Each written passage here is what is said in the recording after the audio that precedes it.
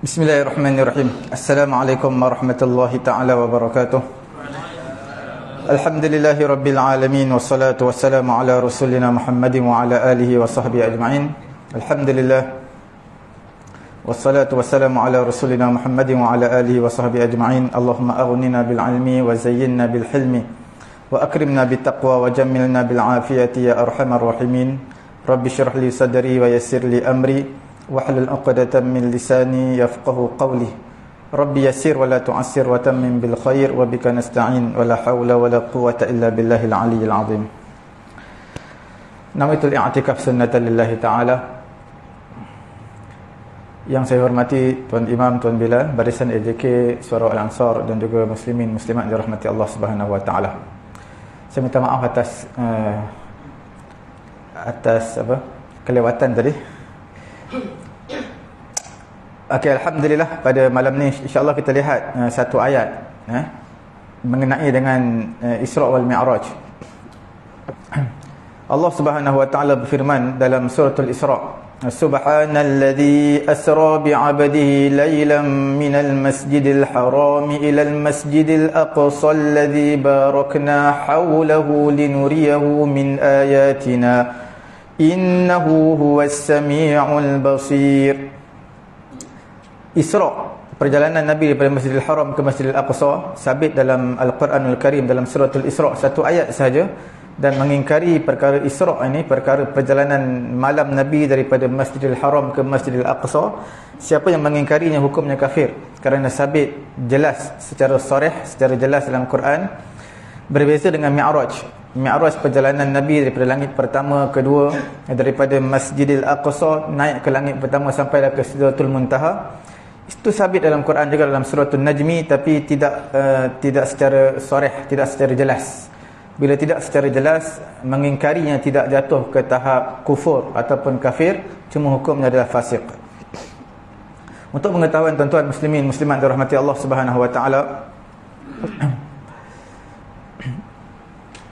dalam ayat yang kita nak bincangkan pada hari ini mengenai Al-Isra, perjalanan malam Nabi, perjalanan daripada Masjidil Haram ke Masjidil Aqsa, bila Nabi bentangkan kepada orang-orang kafir, orang-orang musyrikin Mekah pada ketika itu, terutama kepada Abu Jahal. Kemudian Abu Jahal menyatakan, kamu telah berjalan satu perjalanan pada waktu malam tadi, perjalanan daripada Masjidil Haram ke Masjidil Aqsa. Adakah benar perkara ini yang kamu ceritakan? Maka Nabi kata, ya betul. Dan Abu Jahal mencabar Nabi SAW, adakah kamu nak ceritakan perkara yang sama kepada kaum kamu? Nabi kata, ya, aku nak ceritakan perkara yang sama. Maka Abu Jahal cabar dia supaya cerita kepada kaum Nabi SAW. Dan di kalangan orang beriman ada juga yang murtad kerana mengingkari perkara tersebut. Sebenarnya perkara perjalanan Isra wal Mi'raj ini yang kita letakkan di hadapan kita adalah apa yang diceritakan oleh Al-Quran, apa yang diceritakan oleh hadis yang mutawatir, hadis yang sahih. Maka kita tidak layak untuk menolaknya walaupun bertentangan dengan logik akal pemikiran kita. Sebenarnya kalau kita lihat dalam surah dalam Al-Quranul Karim, lebih daripada Isra wal Mi'raj ini cerita yang pelik. Contohnya cerita mengenai dengan Nabi Daud alaihissalam dapat melembutkan besi. Macam mana kita dapat buat kuih dengan buat roti dengan menggunakan tepung aja. Begitu juga Nabi Daud, dia boleh melembutkan besi ini. Macam kita buat daripada tepung, kita boleh buat kek, boleh buat roti. Nabi Daud boleh melembutkan besi ini. Dia boleh buat baju besi tanpa menggunakan penukul, tanpa menggunakan api untuk melembutkan besi. Dan Nabi Sulaiman alaihi salatu wassalam, kalaulah Nabi boleh berjalan Isra wal Mi'raj dalam masa seketika, sedikit daripada malam, yang mana perjalanan daripada Masjidil Haram ke Masjidil Aqsa pergi saja sebulan, balik sebulan, mana 2 bulan. Sebenarnya kalau kita lihat dalam kisah Nabi Sulaiman yang diceritakan dalam Quran, wali Sulaiman ar-riha ghuduha syahrun wa rawahuha syahr. Nabi Sulaiman dapat menundukkan angin, yang mana angin ni dapat bantu perjalanan Nabi Sulaiman. Perjalanan biasa sebulan, Nabi Sulaiman boleh sepagi. Perjalanan biasa sebulan untuk pulang, Nabi Sulaiman boleh sepetang. Sepagi sepetang Nabi Sulaiman punya perjalanan menyamai dengan 2 bulan. Jadi perkara ini bertentangan dengan akal kita pada zaman tu, pada zaman tersebut. Tapi sebenarnya tidak mustahil. Di sisi Allah Subhanahu Wa Taala, apa yang diceritakan oleh Quran kita terima 100% dan kita tidak menolak, walaupun dari segi logiknya mungkin mustahil, tapi dari segi akal tidak mustahil, kerana itu adalah harus bagi Allah Subhanahu Wa Taala. Begitu juga kisah Nabi Sulaiman alaihi salatu wassalam, bagaimana Nabi Sulaiman pernah berkata kepada pengikut dia, kaum dia, siapa yang nak mendatangkan takhta Balqis di hadapan aku sebelum Balqis sampai ke istana ini. Qala ifritun minal jinni ana atika bihi qabla an taquma min maqamik wa inni alaihi laqawiyyun amin. Satu jin telah bangun berkata, Ifrit, jin tersebut, dia menyatakan, aku boleh bawa datang takhta Balqis di hadapan kamu wahai Sulaiman sebelum kamu bangun daripada kerusi kamu. Maknanya cepat. Sebab takhta Balqis berada di negara lain, dia boleh datang dalam masa sebelum Nabi Sulaiman bangun daripada tempat duduk. Nabi Sulaiman bangun mungkin dalam 5-6 saat dia nak bangun. Tapi ada seorang yang berilmu di kalangan pengikut Nabi Sulaiman menyatakan, qala alladhi 'indahu 'ilmun minal kitabi ana atika bihi qabla an yartadda ilayka tarfuk. Sebelum kamu berkelip mata, sebelum kamu buka mata, takhta telah sampai. Maknanya dalam 1 saat boleh sampai, lagi cepat daripada jin tadi. Ini semua perkara yang dianggap mustahil pada zaman kita, tetapi sebenarnya tidak mustahil. Apa yang diceritakan oleh Al-Quranul Karim, perkara ini adalah perkara yang benar. Begitu juga perjalanan zaman dahulu pergi Mekah mungkin 6 bulan. Zaman dulu 6 bulan, 5 bulan. Tapi zaman sekarang 8 jam boleh sampai ke Mekah. Dan tak mustahil mungkin pada masa akan datang kurang dari 8 jam, 1 jam, 2 jam dah boleh sampai. Perkara yang akan datang, semua perkara ini adalah sekarang ni mungkin dianggap mustahil, dan pada 20 tahun, 30 tahun akan datang mungkin perjalanan daripada kita nak pergi ke Mekah 8 jam boleh singkat sampai 2 jam, 1 jam. Tidak mustahil. Allah Subhanahu Wa Taala berfirman, subhanalladzi. Subhana bermaksud maha suci Allah. Bila sebut subhana, perkara yang pelik kita akan menyebut subhanallah. Perkara yang pelik. Bila sebut tentang Isra' wal Mi'raj, perkara yang pelik, maka dimulakan dengan subhana, iaitu maha suci Allah. Dan dia untuk perkara-perkara yang ta'ajub, perkara-perkara yang kita rasa kagum, maka kita akan sebut subhanallah. Maka ulama menyatakan perkara pertama, maksud subhanallazi, iaitu maha suci Allah, an yakuna rasuluhu kadzaban. Maha suci Allah yang menjadikan rasulnya sebagai pendusta. Jadi bila Allah Ta'ala tidak akan melantik Nabi seorang Nabi yang dusta. Maha suci Allah. Perkara yang kedua menyatakan subhana bermaksud ajaballahu ibadahu bima an'ama bihi ala rasulih. Allah Subhanahu Wa Ta'ala berasa kagum terhadap hambanya dengan nikmatnya Allah Ta'ala berikan kepada rasulnya.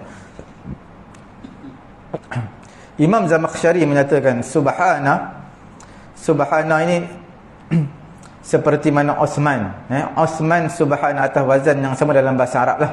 Dia tidak boleh berbaris tanwin lah. Tidak boleh berbaris tanwin. Ada sebab-sebab yang kita tak perlu sebutkan pada malam ini. Kemudian subhanalladzi asra bi'abdihi, bila dimulakan ayat Al-Quran bermula dengan subhana, menunjukkan qaddara ala hadza fahuwa mustahaq litanzih wa taqdis, iaitu Allah Subhanahu Wa Taala mampu atas perkara ini, dan Allah Taala berhak untuk disucikan dan juga untuk ditakdiskan. Bila sebut tentang subhanalladzi asra bi'abdihi, untuk perkara yang akan diceritakan ini, Allah Ta'ala lah berhak untuk disucikan, kerana Allah Ta'ala berkuasa ke atas perkara yang akan diceritakan ini. Asra bi'abdihi, bila sebut asra adalah khusus untuk perjalanan malam. Bila berjalan ini disebut sebagai masya yamshi dalam bahasa Arab. Bila sebut asra, maksudnya perjalanan khusus pada waktu malam. Sebab apa diletakkan malam, tidak diletakkan siang? Kerana malam ni banyak kelebihan. Kelebihan. Siapa yang memulakan perjalanan malam, maka akan disingkatkan perjalanan dia, maka dipendekkan perjalanan dia. Allah Ta'ala akan lipat bumi ini. Dan malam, banyaklah kelebihan malam. Kalau kita lihat dalam Quran pun Allah Ta'ala sebut malam ni beberapa kali, dan diutamakan malam. Tulijul laila fin nahar wa tulijul nahara fil lail. Diletakkan malam dulu baru siang. Selalunya diletakkan malam baru siang, kerana asalnya dunia ni adalah gelap. Jadi malam tu gelap, diletakkan malam baru siang. Asra bi 'abdihi, Allah Subhanahu wa taala memperjalankan hamba-Nya. Jadi di sini kalau kita lihat, yang memperjalankan Nabi daripada Masjidil Haram ke Masjidil Aqsa adalah Buraq. Buraq ini adalah yang Allah Ta'ala berikan kepada Nabi, dan diberikan kepada Nabi-Nabi sebelum ini. Buraq satu kenderaan yang istimewa yang digunakan Nabi dan juga Nabi-Nabi sebelum Nabi SAW. Dinama sebagai Al-Buraq. Sebab apa dinamakan Al-Buraq? Buraq ini daripada barqun. Barqun bermaksud kilat, ataupun dinamakan kilat, barq. Bila kilat dia pantas, laju. Begitu juga dengan buraq, dia pantas dan juga laju, cepat. Satu langkah dia sejauh mata memandang. Maknanya begitu jauh perjalanan dia. Tapi ulama menyatakan, walaupun buraq ini laju, tapi laju lagi cahaya, ataupun kita panggil kuasa elektrik lagi laju daripada buraq. Tapi kita kena tahu, buraq ini dia bentuk berjisim. Elektrik dia tak ada jisim. Dia berjisim, ada bentuk, tapi laju. Asra bi'abdih, Allah Subhanahu wa ta'ala memperjalankan hamba-Nya. Bila sebut tentang asra, Allah Ta'ala yang perjalankan, bukan Nabi berjalan dengan sendiri. Kerana Nabi bila berjalan dengan sendiri mustahil. Seorang manusia boleh berjalan dalam waktu yang singkat Masjidil Haram ke Masjidil Aqsa pada zaman tersebut. Jadi di sini bila sebut tentang asra, Allah Subhanahu wa taala yang memperjalankan Nabi. Bila Allah Taala memperjalankan Nabi, tak mustahil satu saat pun Allah Taala boleh sampaikan. Abdihi, Allah Taala sebut hamba-Nya kerana untuk mengajar kepada manusia dan juga untuk memperingatkan manusia.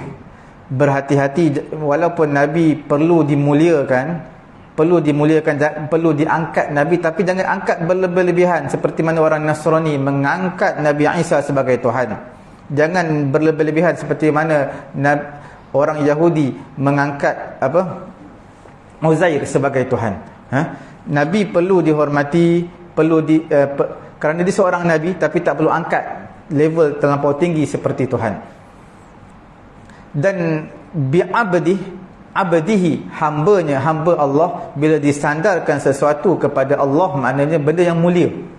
Seperti mana Baitullah, rumah Allah, bila disandarkan sesuatu kepada Allah, maka dia adalah mulia.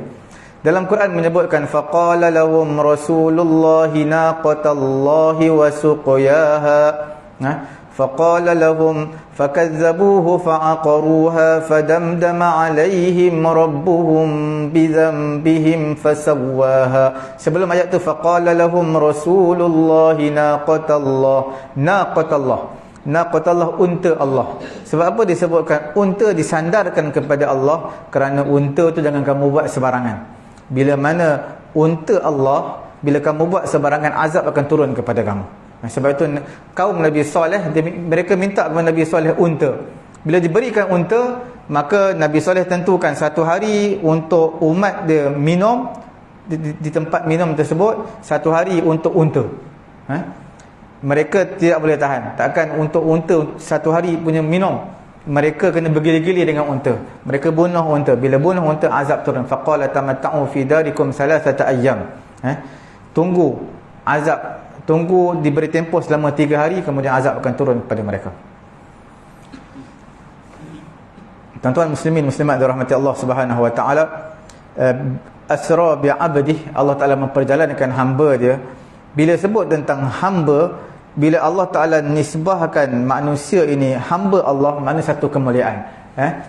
Tapi bila mana hamba menisbah, bila kita seorang hamba nisbahkan diri kita hamba kepada Rabb, satu kemuliaan. Tapi bila dinisbahkan hamba kepada manusia, maka satu kehinaan. Jadi di sini hamba kepada Allah satu kemuliaan, satu ketinggian.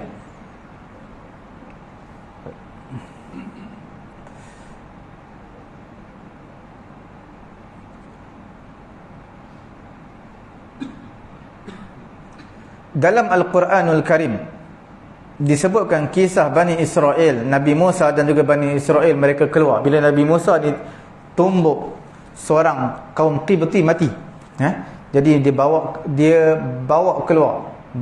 Nabi Musa lari bersama dengan Bani Israel. Bila dia keluar pada waktu malam, fa asri bi ibadi lailan innakum muttaba'un. Kamu bawa jalan, kamu keluarlah pada waktu malam dengan hamba-hambaku, iaitu Bani Israel, pada waktu malam. Lailan, pada pertengahan malam. Bila lailan di dalam bahasa Arab ini, kita perlu tahu setiap kalimah ada alif lam, tak ada alif lam memberi implikasi yang ada implikasi tersendirilah.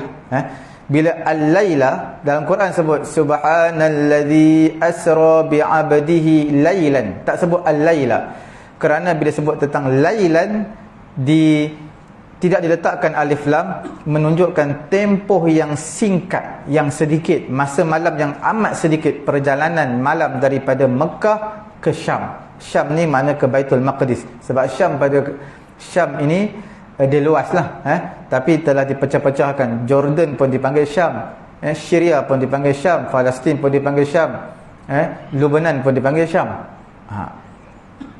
Perjalanan 40 malam, tapi disingkatkan seketika daripada malam.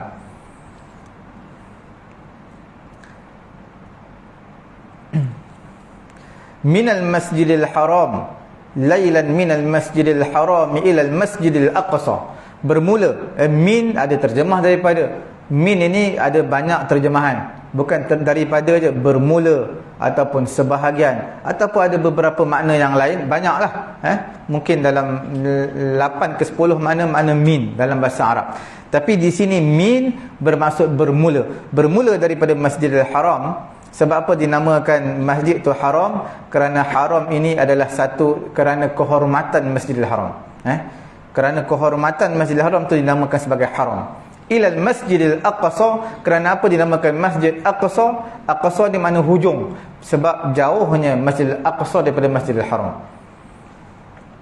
Alladzi barakna haulah, yang kami berkati di sekelilingnya. Kami berkati, iaitu yang Allah Ta'ala berkati di sekeliling Masjidil Aqsa. Apa yang di sekeliling Masjidil Aqsa yang Allah Ta'ala berkati?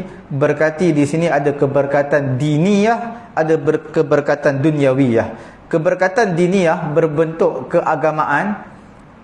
Maksud keberkatan berbentuk keagamaan, iaitu kerana Palestin ataupun Masjidil Aqsa adalah tempat Nabi-Nabi. Tempat Nabi-Nabi adalah kebanyakan yang di Palestin. Dan yang keduanya, keberkatan barakna haulah, keberkatan yang ada dari sudut agama di Masjidil Aqsa, kerana itu adalah tempat berhijrah kebanyakan Nabi-Nabi. Nabi-Nabi kebanyakannya berhijrah ke Palestin. Kita lihat kisah Nabi Yaqub AS. Nabi Yaqub ini asal daripada Palestin, di kawasan pedalaman. Tapi anaknya Nabi Yusuf menjadi Menteri Kewangan Mesir. Menteri Kewangan Mesir, dan duduk di bandar. Last kali akhir kisah Nabi Yusuf, dia bawa semua, dia angkut semua keluarga dia. Lebih kurang 80 orang lebih, semua duduk di bandar Mesir. Dan keistimewaan yang ketiga dari sudut agama, keberkatan yang ada pada Masjidil Aqsa itu adalah kiblat Nabi-Nabi. Dan termasuk kiblat orang Islam sebelum dialihkan. Kiblat Nabi SAW dan juga orang Islam sebelum dialihkan ke Masjidil Haram. Lebih kurang 1 tahun 6 bulan. 1 tahun bukan 18 bulan. 18 bulan ni menyamai dengan 1 tahun berapa bulan? 1 tahun 6 bulan lah. Lebih kurang 1 tahun setengah. Dan di keberkatan yang Allah Ta'ala letakkan di sekeliling Masjidil Aqsa adalah mahbatal malaikah, iaitu turunnya malaikat, tempat turun malaikat, Masjidil Aqsa. Dan yang kelimanya, keberkatan di sudut agama, Masjidil Aqsa adalah salah satu daripada 3 masjid yang mulia Yang mana Nabi kata kalau kamu nak bermusafir, kamu nak mulakan perjalanan ziarah, maka ziarahlah 3 masjid ini, iaitu Masjidil Haram, Masjid Nabi dan juga Masjidil Aqsa. 3 masjid dan mempunyai kelebihan yang tersendirilah. Sembahyang di sana tak sama kita sembahyang di masjid-masjid yang lain. Dari sudut dunia, dari sudut dunia, keberkatan alladzi barakna haulah, keberkatan Masjidil Aqsa, iaitu dikelilingi oleh sungai yang mengalir dan juga tanam-tanaman, tanam kebun tanah yang subur, yang kita panggil kurma makjul. Itu kurma daripada Palestin yang besar. Kurma tu mahal daripada Palestin. Linuriyahu min ayatina, semua kami perjalankan kamu daripada Masjidil Haram ke Masjidil Aqsa, wahai Muhammad, linuriyahu min ayatina, untuk kami perlihatkan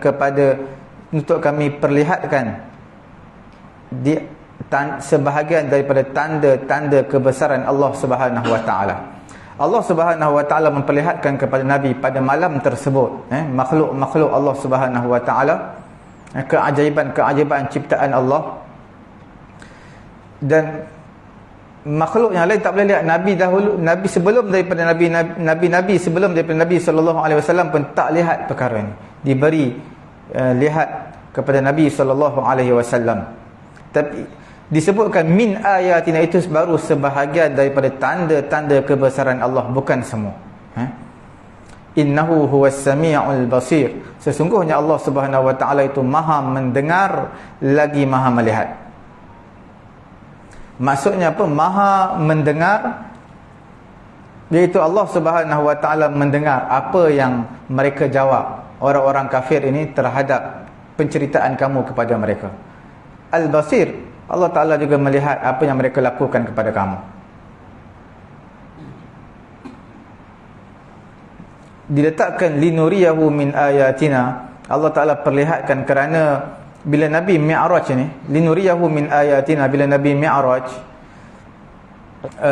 sebenarnya penglihatan kita tak mampu untuk melihat perkara-perkara yang di langit yang ketujuh dan perkara-perkara yang istimewa yang Nabi nampak. Mata kita tak mampu, tapi Allah Ta'ala telah memperlihatkan kepada Nabi. Mata manusia hanya terbatas di kehidupan dunia, kita tak boleh lihat lebih daripada itu.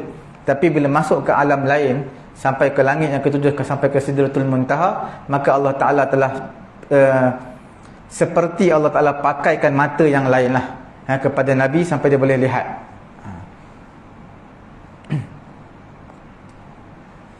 Kemudian kita lihat yang seterusnya.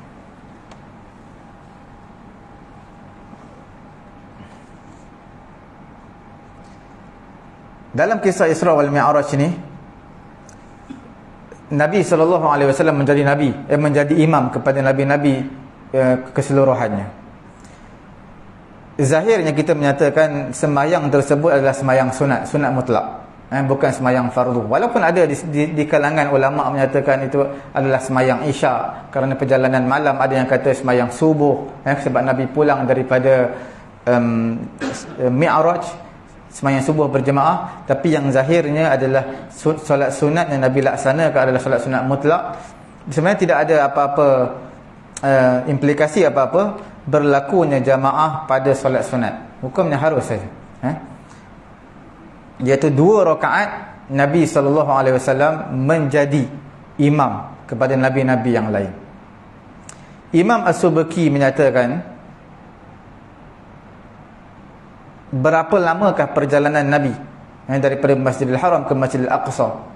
Ada kata 4 jam dan ada kata ada pandangan-pandangan yang lain, tetapi Imam Subki menyatakan hanya seketika perjalanan Nabi.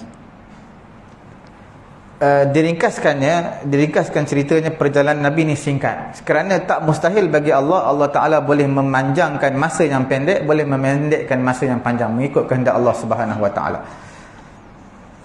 Dan berlaku kisah pembelahan dada Nabi ini, kalau kita lihat dalam satu riwayat, ada Jibril alaihi salatu wasallam dan juga Mikail alaihi salatu wasallam, dan bersama dengan mereka berdua malaikat ini ada satu malaikat yang lain. Dan pada ketika mereka datang, Nabi SAW sedang baring di masjid di Hijr Ismail. Nabi baring di tengah-tengah, di sebelah kanan sebelah kiri Nabi diapit oleh pakcik Nabi dan juga sepupu Nabi. Pakcik Nabi Hamzah bin Abdul Muttalib, dan juga sepupu Nabi iaitu Ja'far bin Abu Talib. Diimpit oleh dua orang, pakcik dan juga sepupu Nabi. Salah satu daripada malaikat tadi menyatakan, khudhu sayyidal qaum al-awsat bainar rijlaini. Kamu pilih lelaki yang tengah, iaitu Nabi SAW. Mereka bawa Nabi sampai ke tempat air Zam-Zam. Kemudian mereka baringkan Nabi, mereka baringkan Nabi, kemudian Jibril uruskan belah dada Nabi daripada bahagian tengkuk sampai ke bahagian perut, macam orang buat bypass lah. Ini mengisyaratkan, asyara ila zalika fanshaqqa falam yakun asyaq fil marrat kullaha bi'alah. Nabi dibelah dada Nabi, dan ini bukan belahan yang pertama. Sebenarnya ada beberapa kali belahan dada Nabi, dan tanpa menggunakan sebarang alat, dan tidak mengalir walaupun sedikit daripada darah. Tidak ada mengalir darah apa-apa, dan Nabi tak rasa sakit apa-apa. Kerana ini semua adalah kharqul adat, iaitu perkara yang mencari adat. Ini dah dinamakan sebagai mukjizat yang Allah Taala berikan kepada Nabi SAW. Kemudian Jibril berkata kepada Mikail, bawa datang kepada aku satu bekas daripada air Zam-Zam untuk aku sucikan hati Nabi, untuk bersihkan hati Nabi. Maka Jibril telah sucikan hati Nabi sebanyak 3 kali, bersihkan. Kemudian diletak balik hati Nabi di tempat dia.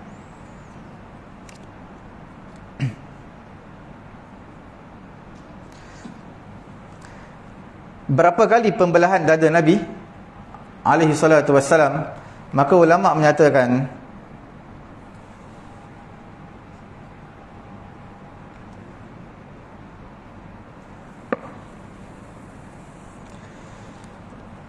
berapa kali pembelahan dada Nabi. Ada ulama menyatakan pembelahan dada Nabi yang pertama ketika mana Nabi sedang menyusu, mana 2 tahun, bawah 2 tahun Nabi sedang menyusu di kalangan Bani Sa'ad. Pada ketika itu telah berlaku belahan dada Nabi untuk membuang kekotoran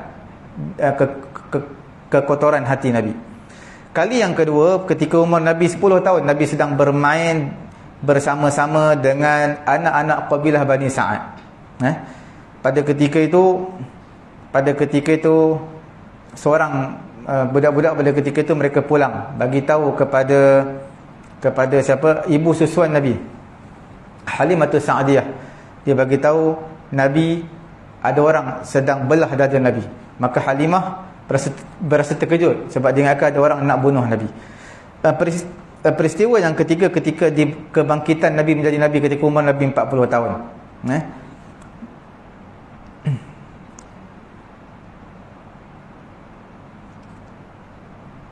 Kali yang pertama Nabi dibelah dada Nabi adalah untuk membuang kekotoran. Maksud kekotoran di sini ulama menyatakan adalah al-jibilliyat al-bashariyah, iaitu sifat semula jadi manusia. Sebab manusia ni macam mana pun baik dia, pasti ada sifat dengki, ada sifat yang tidak baik itu ada. Tidak kiralah dia baik macam mana pun, tetap ada sifat-sifat yang tidak baik. Itu dipanggil sebagai jibilliyat al-bashariyah. Jadi sifat-sifat yang tak baik, sangka buruk kepada manusia, walaupun dia baik tapi sentiasa ada sangka buruk, terkadang ada. Jadi perkara ini yang malaikat cuba bersihkan, nak bersihkan dalam hati Nabi. Itu kali yang pertama. Kali yang pertama ini juga ulama menyatakan malaikat nak buang bahagian syaitan. Bahagian setiap manusia ada bahagian syaitan dalam diri dia. Itu yang malaikat nak bersihkan. Dalam Fathul Bari, sebahagian di kalangan ulama mereka tak setuju, mereka mengingkari pembelahan dada Nabi pada malam Isra' wal Mi'raj. Isra' wal Mi'raj, sebahagian di kalangan ulama mereka menyatakan tidak berlaku pembelahan dada Nabi. Sebahagian ulama menyatakan ada. Ketika kecil itu tidak ada ulama mengingkari. Nabi dibelah dada pada waktu kecil, itu riwayat yang pelbagai datang. Dan sabit pembelahan dada Nabi juga ketika Nabi menerima wahyu ketika umur Nabi 40 tahun. Pada ketika itu juga dibelah dada Nabi. Itu sabit dalam hadis. Di sisi Imam Muslim daripada hadis Anas, fa akhrij 'alaqatan, dalam riwayat daripada Anas bin Malik, dibawa keluar darah kotor daripada dada Nabi, dan malaikat menyatakan hadza hazzu syaitan minka, ini adalah bahagian syaitan daripada kamu. Itu adalah berlaku pada zaman kanak-kanak Nabi, fi tufulah, pada zaman kanak-kanak.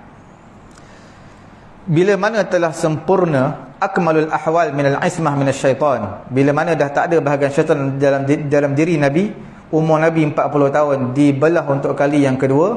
Untuk apa dibelah? Supaya dapat menerima wahyu dengan sempurna. Sebab wahyu ni kan benda yang suci. Macam kita nak baca Quran lah, bila kita nak pegang Quran benda suci, perlu berwudu, kita nak pegang. Begitu juga untuk terima wahyu ni, benda yang berat, benda yang suci, perlu kekuatan. Jadi dibelah dada untuk kali yang kedua. Dan untuk kali yang ketiga, ketika mana Isra' wal Mi'raj, ulama menyatakan kerana untuk naik ke langit pertama sampai ke Sidratul Muntaha untuk bermunajat dengan Allah Subhanahu Wa Taala, itu perlukan kekuatan yang luar biasa. Dan itu kerana itu dibelah dada Nabi untuk kali yang ketiga. Selepas dibelah dada Nabi, dicantum seperti sedia kala, tanpa ada sebarang bekas, tanpa ada sebarang kesan jahitan. Dicantum seperti biasa. Ini semua adalah mukjizat. Perkara ini walaupun perkara yang mustahil dari sudut akal kita, tetapi sebenarnya wajib kita menerima. Kerana yang saya bagi tahu awal-awal tadi, setiap yang datang daripada Quran, walaupun pembelahan dari Nabi tak diceritakan dalam Quran, dalam hadis pelbagai riwayat menceritakan perkara ini, maka wajib hukumnya kita terima. Dan tak perlu kita takwil, kita terima secara hakikat, begitulah. Dada Nabi dibelah dan diambil hati Nabi dan disucikan dan diletak balik. Itu yang kita perlu terima secara hakikatnya. Kerana perkara-perkara seperti ini adalah mungkin perkara yang mungkin, iaitu perkara yang harus berlaku di sisi Allah Subhanahu Wa Taala.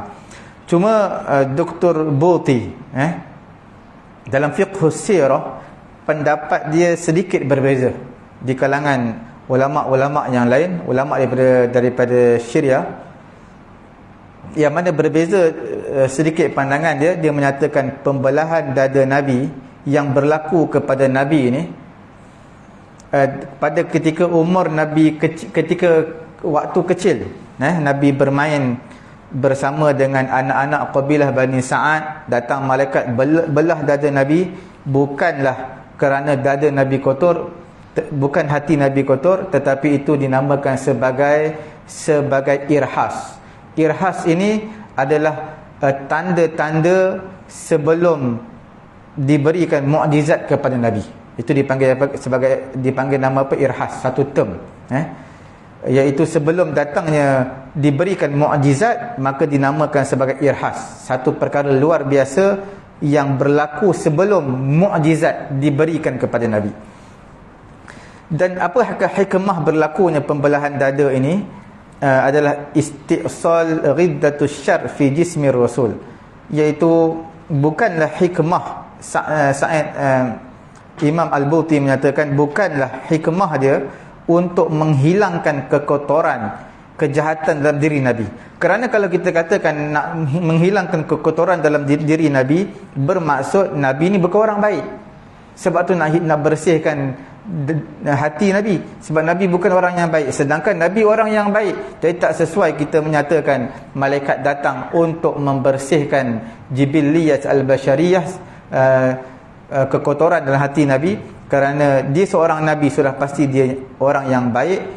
Dan kita nyatakan hikmah dia adalah untuk memberitahu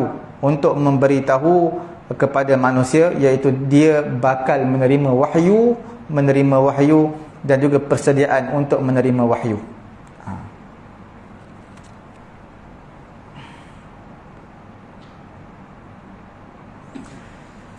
Adakah pembelahan dada Nabi ini berlaku kepada Nabi saja ataupun kepada Nabi-Nabi sebelum ini?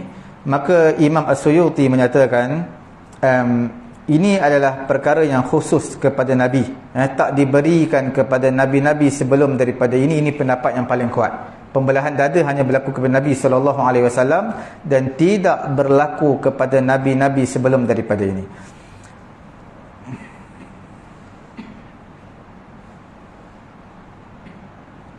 Kemudian kita lihat yang seterusnya mengenai peristiwa Isra' wal Mi'raj ini.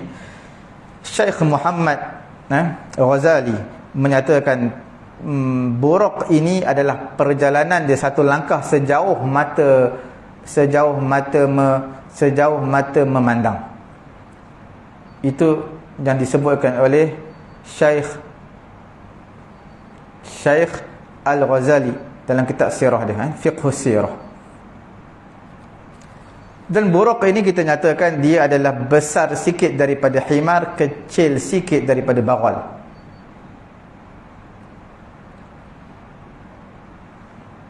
Bagaimana bentuk keadaan sebenarnya kita tak tahu. Cuma yang kita tahu dia adalah besar sedikit daripada himar, kecil sikit daripada bagal. Bagal kacukan antara himar dan juga kuda.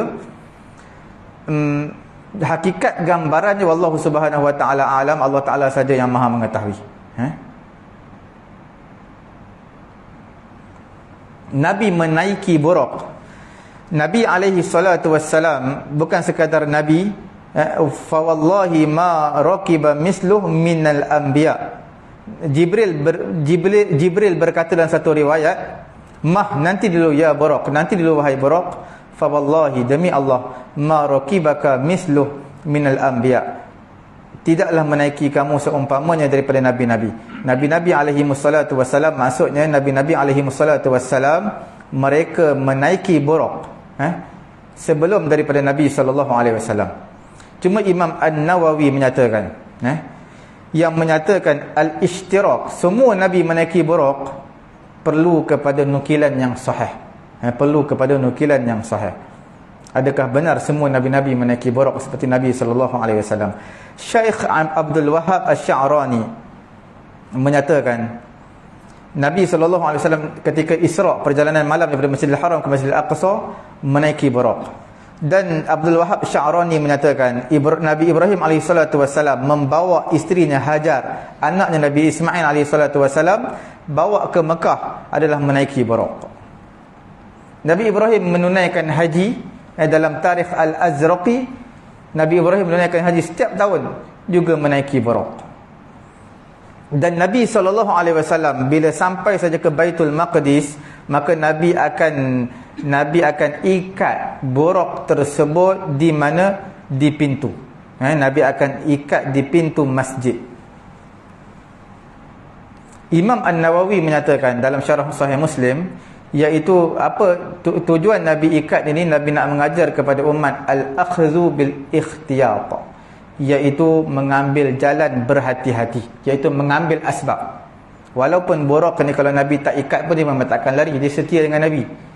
Tapi Nabi ikat juga, dia nak mengajarkan supaya tawakal juga, tapi dalam masa yang sama berusaha ke atas tawakal tersebut.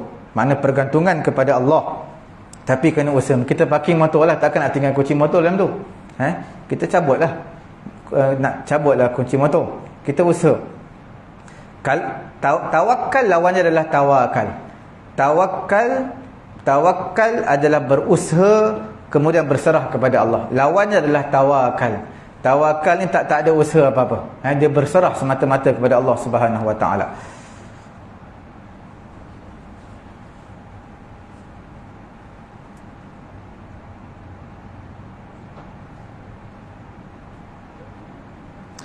Dalam satu riwayat menyatakan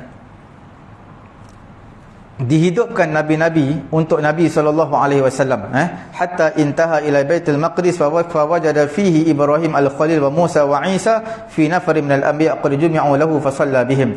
Dihimpunkan nabi-nabi semua untuk Nabi, untuk menjadi makmum kepada Nabi. Nabi akan menjadi imam dalam sembahyang. Dalam sembahyang tersebut menunjukkan Nabi lebih mulia lah sebab Nabi menjadi imam, menjadi ketua kepada nabi-nabi.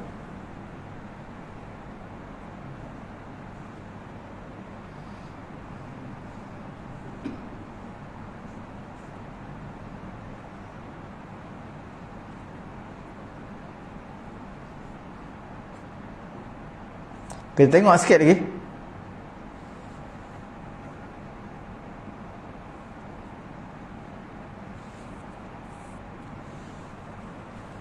Pendapat yang kuatnya, Nabi SAW menjadi imam kepada mereka. Nabi menjadi imam kepada semua Nabi-Nabi di Baitul Maqdis.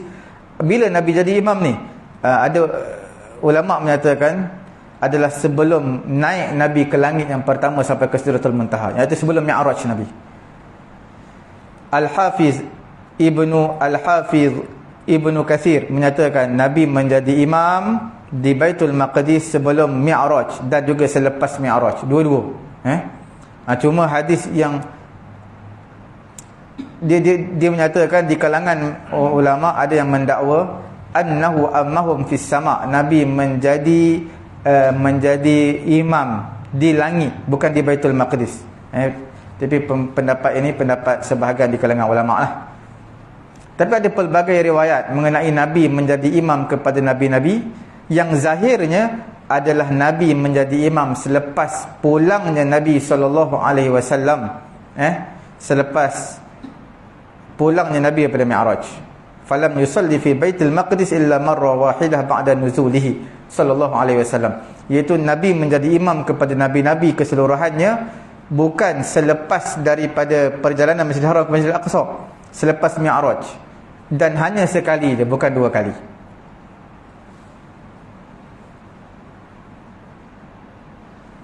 Dan yang terakhir pada malam ini, dibawa datang dua bekas kepada Nabi lah. Ketika mana di Baitul Maqdis dibawa datang dua bekas kepada Nabi. Satu berwarna merah, satu berwarna putih. Maka Nabi minumnya berwarna putih. Maka Jibril telah berkata kepada Nabi, syaribatal laban wa taraktal khamar, kamu telah meminum susu dan meninggalkan minuman keras. Kemudian Jibril kata, lau syaribatal khamar lartaddat ummatuka, kalau kamu minum arak, minuman keras tadi, pasti akan murtad umat kamu. Maknanya pasti akan sesat umat kamu. Ini juga dalil riwayat yang lain, riwayat daripada Imam Bukhari, iaitu Nabi SAW dibawa datang pada malam Isra dengan dua bekas arak dan juga susu. Nabi lihat kedua-dua bekas tersebut, maka Nabi ambil susu. Maka Jibril kata, alhamdulillahillazi hadaka lil fitrah, segala puji milik Allah yang memberi hidayat kepada kamu untuk pilih yang betul, yang fitrah. Dibawa datang kepada Nabi SAW kepada ketika itu Nabi di Masjidil Aqsa, di Baitul Maqdis. Dibawa datang kepada Nabi SAW selepas Nabi keluar daripada Masjidil Aqsa, sebelum Nabi naik Mi'raj, sebelum Nabi naik ke langit yang pertama. Dan berlaku perbezaan pendapat di kalangan ulama. Mengenai dengan taqdimul awani, iaitu diberikan bekas minuman arak dan juga susu kepada Nabi ini, adakah sebelum daripada Mi'raj ataupun selepas daripada Mi'raj. Pendapat yang kuatnya, mereka menyatakan kemungkinan didahulukan kepada Nabi, diberikan kepada Nabi dua kali. Kemungkinan kerana Nabi adalah dhiyafah, Nabi adalah diberikan kepada Nabi kerana Nabi adalah tetamu Allah. Maka bila tetamu dimuliakan, maka dimuliakan, diberikan, dihidangkan kepada Nabi lebih daripada dua kali. Itu pendapat sebahagian di kalangan ulama lah. Apabila Nabi masuk Masjidil Haram, Nabi lihat manusia pada ketika itu, mereka mendustakan Nabi. Wa ma ahabba an yaktum ma huwa dalil ala qudratillah. Nabi kata, tak sepatutnya aku nak sembunyikan perkara kekuasaan Allah yang Allah Ta'ala tunjukkan kepada aku ni, tak sepatutnya aku sembunyikan, perlu aku ceritakan kepada umat aku. Wal ba'is ala ittiba'ihi, untuk mendorong umatnya beriman kepada Allah, beriman kepada Nabi. Maka pada ketika itu Nabi SAW duduk dalam keadaan Nabi sedih. Maka datangnya Abu Jahal lalu depan Nabi, dan dia menyatakan dalam keadaan dia mempersendakan Nabi, hal kana min syai', adakah sesuatu menimpa kepada kamu? Maka Nabi kata, na'am usriya bil lailah, aku diperjalankan pada malam tadi, diperjalankan oleh Allah pada malam tadi. Abu Jahal tanya, ila aina, jalan sampai ke mana? Maka Nabi kata, ke Baitul Maqdis. Abu Jahal kata, summa asbahta baina dhahranina, adakah malam tadi kamu pergi Baitul Maqdis ni, pagi ni, subuh ni kamu ada bersama dengan kami? Nabi kata, na'am, ya. Maka Abu Jahal menyatakan, lam yara annahu yukadzibuhu makhafata an yujhiduhu al-hadis in da'a qaumahu ilaih. Maka Nabi menyatakan, aku rasa khawatir juga sekiranya aku ceritakan perkara ini kepada umatku. Qala, Abu Jahal menyatakan, ara'aita in da'auta qaumak atuhaddithuhum ma haddastani. Adakah kamu nak berdakwah kepada kaum kamu benda ni? Adakah kamu nak cakap kepada mereka apa yang kamu cakapkan kepada aku? Abu Jahal kata. Maka Nabi kata, ya. Maka pada ketika itu Nabi menyatakan, ya ma'asyara bani Ka'ab bin Lu'ay, wahai bani Ka'ab bin Lu'ay, fanfaddat ilaihil majalis. Mereka semua datang dalam majlis Nabi, mereka datang duduk di hadapan Nabi. Maka pada ketika itu Abu Jahal berkata, haddis qaumaka bima haddastani bih, kamu cerita kepada kaum kamu seperti mana kamu cerita kepada aku. Maka Nabi SAW menyatakan, usriya bi al-lailah, pada malam tadi aku diperjalankan oleh Allah Subhanahu wa taala. Maka manusia bertanya kepada Nabi, ke mana diperjalankan kamu? Maka pada ketika itu, fanusyira li rahtan minal anbiya minhum Ibrahim, maka dibangkitkan pada ketika itu satu rombongan daripada Nabi-Nabi. Nabi Ibrahim ada, Nabi Musa ada. Sallaitu bihim wa kallamtuhum, aku sembahyang bersama mereka, aku berbicara dengan mereka. Fadajju wa a'zamu lak wa a'zamu dhalik, mereka bisinglah pada ketika itu dan mereka terkejut. Mereka rasa pelik apa yang diceritakan kepada Nabi. Ada yang bertepuk tangan, mempersendakan Nabi. Sebahagiannya ada yang letakkan tangan mereka di atas kepala kerana sungguh pelik perkataan ini. Mut'im bin Adi menyatakan, inna amraka kana qabla al-yawm umam, perkara-perkara yang kamu dakwahkan sebelum ini, sebelum daripada hari ini, adalah perkara yang biasa. Tapi ada pun hari ini aku bersaksi bahawasanya kamu adalah pendusta. Mut'im bin Adi. Kemudian kami datang daripada jauh pergi ke Baitul Maqdis ini, perjalanan kami sebulan, balik pun sebulan. Macam mana kamu boleh kata kamu boleh berjalan dalam keadaan begitu singkat? Wallati wal Uzza, demi Lat dan juga Uzza. Mut'im bin Adi menyatakan, la usaddiquka, aku tidak akan percaya kepada kamu, dan aku tidak percaya apa yang kamu sampaikan sama sekali. Itu baru cerita Isra', belum diceritakan Mi'raj, perjalanan Nabi.